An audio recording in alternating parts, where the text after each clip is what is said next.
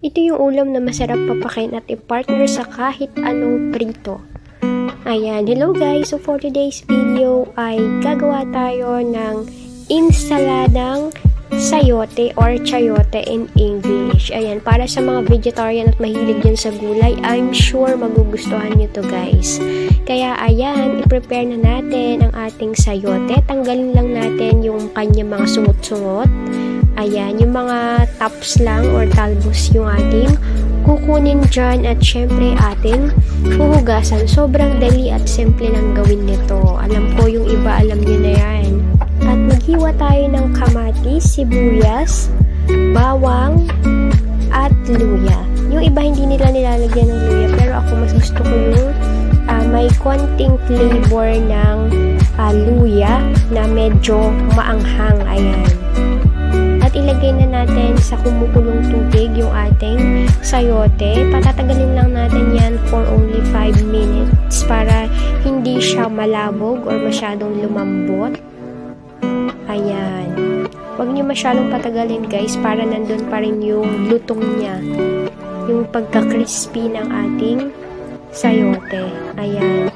At ilagay na natin dyan yung ating mga na-slice na rekado kanina, yung sibuyas, kamatis, bawang, at luya. At susunod naman natin ay syempre, titimplahan natin yan guys. Lalagyan natin siya ng paminta, asin,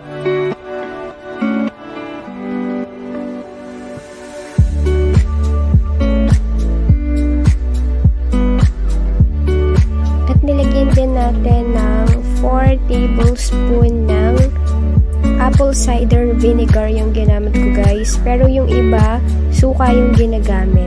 Pero pwede din naman kung ano yung gusto nyong gamitin na pampaasim. Pwedeng kalamansi, pwede ding bagoong. Ayan, yung iba instead na asin yung ilagay, bagoong yung kanilang ginagamit. Pero since hindi available yung bagoong isda, kaya apple cider vinegar na lang yung nilagay ko dyan. At nilagyan din natin ng konting seasonings. At ayan,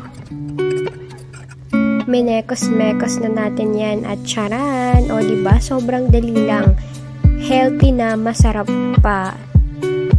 At masarap din tong ipares guys sa kahit anong prito. Ayan. Perfect. So kung gusto nyo din na gumawa ng insaladang talbos ng sayote, ayan, nakalagay sa ating description yung mga ginamit natin na ingredients. I'm sure mapapadami kayo ng kain dito.